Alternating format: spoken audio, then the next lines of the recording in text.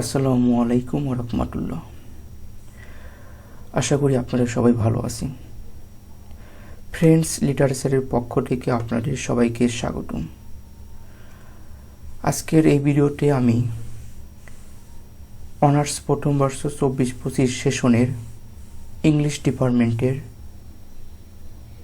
যারা এই বছরে ভর্তি হয়েছেন আপনাদের নতুন সিলেবাস অনুসারে ইন্ট্রোডাকশন টু পোয়েট্রির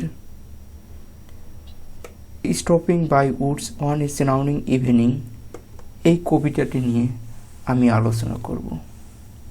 stopping by woods on a surrounding evening এই কবিতাটি লিখেছেন রবার্ট ফ্রস্ট। রবার্ট ফ্রস্টের এটি একটি বিখ্যাত কবিতা। তো এই কবিতাটি আলোচনা করার পূর্বে আমি আপনাদের সাথে একটি নিউজ শেয়ার করতে চাই। নিউজটি হলো যে আমরা ইতিমধ্যে একটি সামারি বই প্রকাশ করতে যাচ্ছি নতুন সিলেবাস অনুযায়ী। এই সামারি বইটি কেমন হবে এক নজরে আমরা একটু দেখে নেই। নতুন সিলেবাস অনুযায়ী খুব শীঘ্রই আমাদের সামারি বুক প্রকাশিত হতে যাচ্ছে। আমাদের সামারি বইটা লেখা হয়েছে 4 জন অনার্স ইংরেজি বিভাগের এক্সপার্ট ইনস্ট্রাক্টর দ্বারা। খুব শীঘ্রই আমাদের সামারি বুক প্রকাশিত হতে যাচ্ছে। সামারি বইয়ে যা যা থাকবে: ইন্ট্রোডাকশন টু পোয়েট্রির 17টি কবিতা এবং ইন্ট্রোডাকশন টু প্রোজ সবগুলো গদ্য এবং একটি উপন্যাস। এরপর থাকবে লেখক সম্পর্কে ইংরেজি এবং বাংলা অনুবাদ বায়োগ্রাফি। সবচেয়ে গুরুত্বপূর্ণ কি ইনফরমেশন, প্রতিটি লাইনে ইংরেজি এক্সপ্লেনেশন এবং প্রতিটি লাইনের বাংলা অনুবাদ, প্রতিটি লাইনের প্রতিটি শব্দের বাংলা অর্থ। এরপর থাকবে ডিটেলস সামারি এরপর থাকবে প্রতিটি স্ট্যান্জার বাংলা প্যারাফ্রেজ এবং ওই স্ট্যান্জার দ্বারা কবি কি বোঝাতে চেয়েছেন তাও ব্যাখ্যা করা হবে। এরপরে থাকবে ডিটেলস সামারি, ইংরেজি এবং বাংলা অনুবাদ, থিম, ইংরেজি এবং বাংলা অনুবাদ, কোটেশন, এক্সপ্লেনেশন, বাংলা অনুবাদ। সামারি বইটি কবে আসতে পারে? সামারি বইটি আগামী মাসের অক্টোবর মাস অর্থাৎ অক্টোবর মাসে 15 থেকে 20 তারিখের মধ্যে প্রকাশিত হবে। সামারি বই সম্পর্কে বিস্তারিত জানতে চাইলে আমাদের এই হোয়াটসঅ্যাপ নাম্বারে যোগাযোগ করতে পারেন। আশা করি আপনারা বুঝতে পারছেন। তো আমাদের এই সামারি বইটি বাজারে যে সামারি বইগুলো পাওয়া যায় তাদের সামারি বইগুলোর সাইটে একটু ডিফারেন্স হবে। আশা করি আমাদের এই আজকের এই কবিতাটি দেখলে বুঝতে পারবেন। এখন আমি এই stopping by woods on a surrounding evening এই কবিতাটি নিয়ে আলোচনা করব। তো এই কবিতাটি একবার আলোচনা করার পূর্বে আমরা দেখে নেব যে আমরা এই কবিতাটি কিভাবে সাজিয়েছি। এই কবিতাটি যেভাবে সাজিয়েছি ঠিক সামারি বইও ঠিক সেইভাবে সাজানো থাকবে। যেমন stopping by woods on a surrounding evening এই কবিতার লেখক রবার্ট ফ্রস্ট। রবার্ট ফ্রস্টের বায়োগ্রাফি প্রথমে আমরা দিছি। এরপরে আমরা এই বায়োগ্রাফির বাংলা যে অনুবাদ আছে সেই বাংলা অনুবাদটাও আপনাদের বোঝার সুবিধা অর্থে দিয়ে রেখেছি। এরপরে কি ইনফরমেশন, এই কি ইনফরমেশনের ভিতরে আমরা যে বিষয়গুলো অন্তর্ভুক্ত করছি সেগুলো হলো full title, poet, title of the poet, তারপরে হচ্ছে রিটেন ডেট, পাবলিকেশন ডেট, এবার মিটার, ফর্ম, এরপরে rhyme scheme, main theme, speaker, setting, এই বিষয়গুলো আমরা দিয়েছি। এরপরেই আমরা প্রত্যেকটি কবিতার লাইন বাই লাইন এক্সপ্লেনেশন দিছি। মেইন লাইন প্রথমে দিছি, এরপরেই হচ্ছিল সেই লাইনের প্যারাফ্রেজ দিছি। এরপরে আমরা ওয়ার্ড মিনিংগুলো অন্তর্ভুক্ত করেছি। ওয়ার্ড মিনিংয়ের পরেই আবার সেই মেইন যে লাইনগুলো আছে সেই লাইনগুলোর যে কবিতার কাব্যিক যে অনুবাদটা আছে সেই অনুবাদটা দিয়ে রেখেছি। তো এইরকমভাবে সাজাচ্ছি। এরপরে আমাদের এই কবিতাটির সামারি আছে, ইংলিশ সামারি, এরপর আছে হলো বাংলা সামারি, এরপর আছে থিম, এরপরে বাংলা থিম আছে, এরপরে আছে হলো ইম্পর্টেন্ট কোটেশন এবং এই কোটেশনগুলোর আবার এক্সপ্লেনেশন দেওয়া আছে যাতে আপনারা কোটেশনগুলো ভালোভাবে বুঝতে পারেন। তো আশা করি আমাদের এই সামারি বইটা যদি আপনারা ক্রয় করেন তাহলে আপনাদের আর অন্য কোনো বই ক্রয় করতে হবে না। আমাদের এই সামারি বই এর মাধ্যমে আপনারা প্রত্যেকটি কবিতা, প্রত্যেকটি গল্পের A to Z সকল বিষয় জানতে পারবেন। তো আজকের এই ভিডিওতে আমি শুধুমাত্র এই কবিতার যে লাইন বাই লাইন এক্সপ্লেনেশন আছে সেই এক্সপ্লেনেশনগুলো এবং প্রত্যেকটি লাইন বাই লাইন বাংলা অর্থ সহ আপনাদের সাথে আলোচনা করব। তো আশা করি সম্পূর্ণ ভিডিওটি আপনারা দেখবেন। প্রথম যে লাইনটি আছে, প্রথম লাইন 1, এখানে বলা হয়েছে whose woods this are I think I know. Whose woods বলতে, এই উডস বলতে বনকে বোঝানো হয়েছে। বন, কাঠ, জঙ্গল এগুলোকে বোঝানো হয়। তো বলা হচ্ছে হুজ উডস এই বন, দিস আর এই বনগুলো কার, আই থিঙ্ক আমি মনে করি, আই নো আমি জানি। তো এই লাইনটা বোঝানো হয়েছে যে আমার মনে হয় আমি জানি এই বনগুলো কার বা এই কাঠগুলো কার, আমি তাকে আগেও দেখেছি এবং আমি নিশ্চিত যে এই গাছগুলো তারই হবে। তো এরপরে এই গাছ বলতে বোঝানো হয়েছে ওই বনের ভিতরে যে গাছগুলো আছে সেই গাছগুলো। এরপর লাইন 2, লাইন 2তে বলা হয়েছে his house is in the village though. কিন্তু যে লোকটি বনের মালিক সে গ্রামে থাকে, যা এখান থেকে অনেক দূরে। সে এখন তার বনের রাতে কি ঘটছে তা দেখার জন্য আশেপাশেও নেই। এখানে মূলত লেখক একটি বনের ভিতর দিয়ে অন্য একটি জায়গায় ভ্রমণের উদ্দেশ্যে বের হয়েছিল এবং সে বনের ভিতরে হঠাৎ থেমে গিয়ে সেখানে কবিতা লেখা শুরু করে। তো এরপরে লাইন 3তে বলা হয়েছে he will not see me stopping here. He will not see, সে আমাকে এখানে থামতে দেখেনি। স্টপিং মানে দাঁড়াতে, সে আমাকে এখানে হয়তো দাঁড়াতেও দেখেনি। তো এটার প্যারাফ্রেজ হবে হলো যেহেতু সে গ্রামে তার বাড়িতে আসে, সে আমাকে এখানে দাঁড়িয়ে চুপচাপ তার বনের দিকে তাকিয়ে থাকতে দেখবে না। এরপর line 4, to watch his woods fill up with স্নাউ।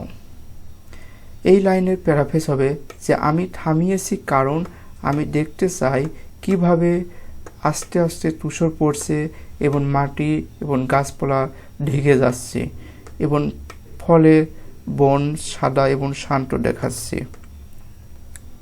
এখানে মূলত লেখক বা রাইটার, স্পিকার যে বনের মধ্যে দাঁড়িয়ে আছে সেই বনে তুষার পড়তেছে। তো তুষার চারপাশে পড়ে গাছপালাগুলো সাদা হয়ে যাচ্ছে, ঠিক এরকম একটি বর্ণনা দিয়েছে এখানে। এরপর ওয়ার্ড মিনিং আছে, ওয়ার্ড মিনিংগুলো আপনারা একটু দেখে নেবেন। তো এরপরে বাংলা কাব্যিক যে অনুবাদটা সেই অনুবাদটাও এখানে দেওয়া আছে, আপনারা দেখে নিতে পারেন। এরপর line 5, my little horse must think it quite. My little horse বলতে বোঝানো হয়েছে আমার সেই ছোট্ট ঘোড়া। এখানে হর্স দ্বারা লেখকের কিন্তু হৃদয়কে বোঝানো হয়েছে।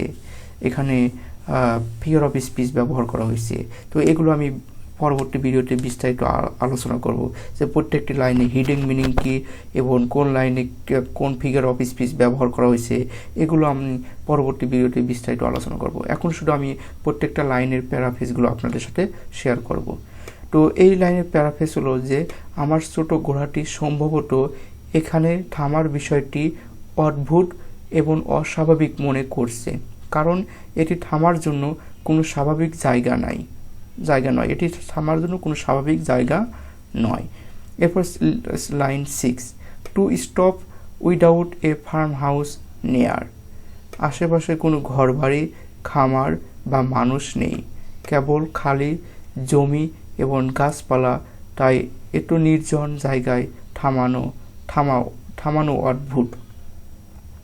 তো এরপর line 7, between the Woods and frozen lake, আমরা খুবই শান্ত একটি জায়গায় দাঁড়িয়ে আছি, ঠিক অন্ধকার জঙ্গল আর একটি হিমশীতল হ্রদের মাঝখানে, যেখানে সব কিছু ঠান্ডা আর স্থির লাগছে। এরপর line 8, the darkest evening of the year, darkest মানে অন্ধকার সন্ধ্যা বোঝানো হয়েছে, এই বছরের অন্ধকার সন্ধ্যা, এটি বছরের সবচেয়ে অন্ধকার রাত, সম্ভবত শীতকালীন অনয়নকাল যখন রাতগুলি দীর্ঘ হয়, অন্ধকার দৃশ্যটিকে আরও নীরব এবং রহস্যময় করে তোলে। এরপরে ওয়ার্ড মিনিং দেওয়া আছে এবং প্যারাফ্রেজ কাব্যিক যে অনুবাদটা সেই অনুবাদটা দেওয়া আছে। তো এই অনুবাদগুলো আপনারা দেখে নিতে পারেন, অথবা আমাদের পরবর্তী ভিডিও দেখলে আমি এই অনুবাদগুলো ভালোভাবে আপনাদের বুঝিয়ে দেবো। তো আজকে শুধু প্যারাফ্রেজগুলো এক নজর আমি দেখিয়ে দিচ্ছি, আশা করি এগুলো আপনারা সম্পূর্ণ ভিডিওটি দেখবেন। তো line 9, he gives his harnessed bells astronaut, আমার ঘোড়া তার জোটায় ঘণ্টা নাড়াচ্ছে, ঝিঝি শব্দ করছে, মনে হচ্ছে সে আমার দৃষ্টি আকর্ষণ করানোর চেষ্টা করছে, ভাবছে আমরা কেন থামলাম, বা আমি এখানে কেন থামলাম। তো এরপর line 10, to ask if there is some mistake, তো এখানে বোঝাতে চাইছে যে কোনো ভুল হয়েছে কিনা জিজ্ঞাসা করার জন্য, মনে হচ্ছে আমার ঘোড়ার ঘণ্টাধ্বনি শব্দে আমাকে প্রশ্ন করছে, যেন সে জিজ্ঞাসা করছে তুমি কি ভুল করে এখানে দাঁড়িয়েছো, আমাদের কি এগিয়ে যাওয়া উচিত নয়।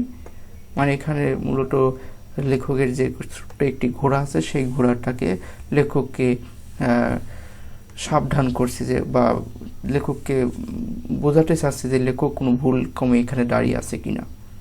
তো এরপর লাইন 11, এখানে বলা হয়েছে the only other sounds the sweep, ঘণ্টাধ্বনির শব্দ ছাড়া আমি কেবল যা শুনতে পাচ্ছি তা তুষারের উপর দিয়ে বয়ে যাওয়া বাতাসের মৃদু এবং মৃদু শব্দ। Of easy wind and downy flake, বাতাস হালকা এবং মসৃণ আর তুষার কণাগুলো মৃদুভাবে পড়ছে, যেন পালকগুলো ভেসে যাচ্ছে চারদিকে শান্ত এবং নীরবতায়।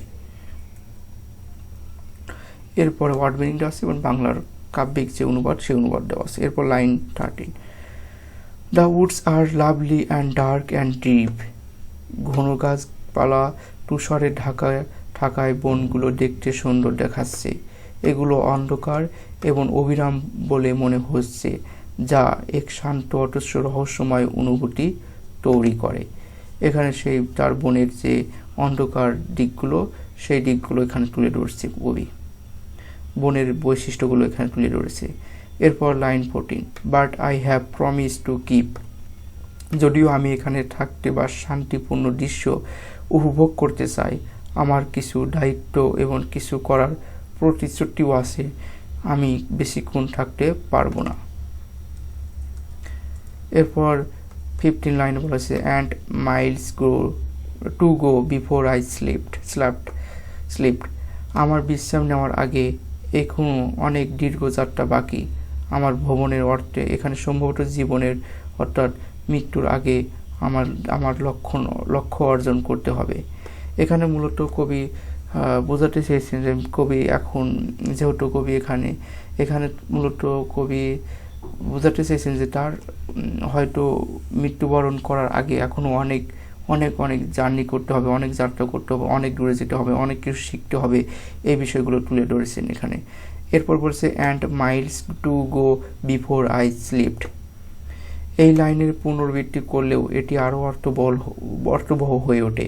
মানে একই লাইন কিন্তু এখানে পুনরাবৃত্তি করছে এবং এই লাইনটা আবারও সে একই অর্থকে আরও মানে গভীরভাবে বোঝাতে চেয়েছে, যে এটি আমাকে আবারও মনে করিয়ে দেয় যে আমার অনেক কিছু করার আছে, অনেক জায়গা যেতে হবে, তারপর আমি অবশেষে আরাম করতে বা চিরতরে বিশ্রাম নিতে পারবো।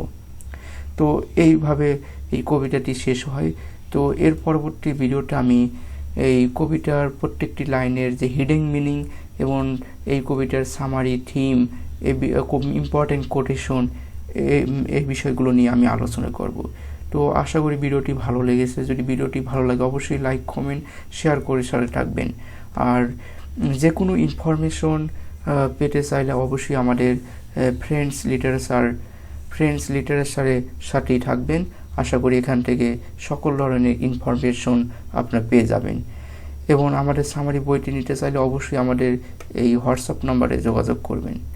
তো সম্পূর্ণ ভিডিওটি দেখার জন্য থ্যাঙ্কস আ লট।